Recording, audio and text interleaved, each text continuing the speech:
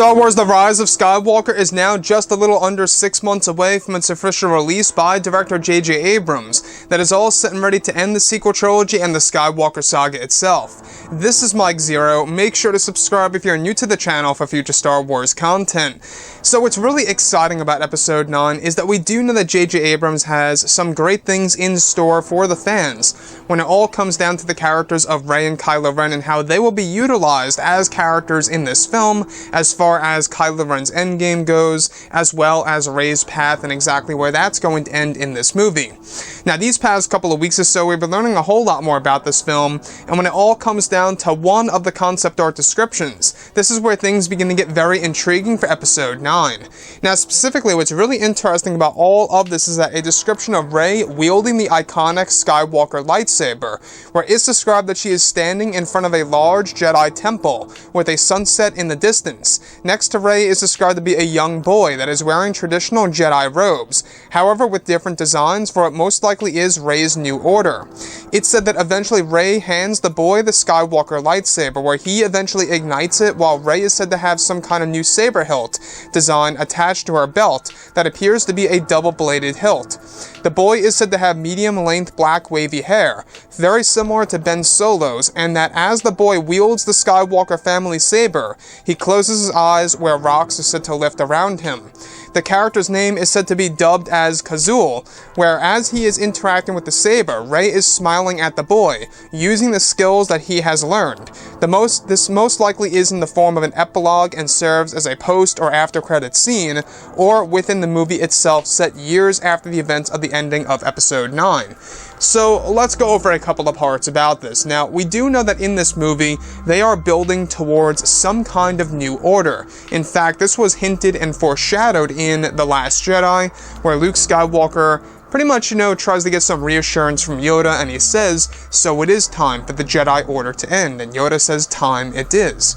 So now going into Episode 9, there is going to be some kind of new order that Rey is going to pursue, that Rey is going to try and develop, and that's exactly what I think is happening here. Now, as far as everything else goes, this character that is being dubbed as Kazul, K-A-Z-U-L-E is how it's spelt. It's said to be a young boy and has black wavy hair, very similar to Ben Solo's. Now, this character is said to be very much in tune with the Force and the ways of the Jedi, as well as wielding the Skywalker lightsaber that is handed down from Rey to this young boy. Now, I don't know about you, but this really reminds me of what Qui-Gon and the young Anakin dynamic was like in The Phantom Menace. I'm kind of getting those vibes right now. Now, aside from all of this, there have been a lot of hints and or indicators before in the past about Rey having some form of an apprentice in Episode 9, either within the third act or in the form of an epilogue. Now, without a doubt, I believe that this sounds more around the lines of an epilogue, because we do know that this movie is going to be a big movie, as the editor Marianne has said before in the past. But aside from that, we also know that this movie is going to have the most characters in a film out of every single Skywalker saga movie. And that really does speak volumes by JJ, Chris Terrio, and George Lucas, is that, well, they're really trying to open up the possibilities of where the franchise is going to go, and they're trying to build towards something larger. What I think is really happening here, I think, is that this is Disney and Lucasfilm's way of building towards that new order, and quite possibly even basing movies in the future off of this new order that Rey creates. So this young boy that's using the Skywalker lightsaber that is actually able to make rocks around him float, as Rey is standing next to him, where Rey is said to actually have a different saber hilt design attached to her belt that is best described to be very similar to that of a double-bladed lightsaber. So this really seems like it's building towards the future in the form of an epilogue.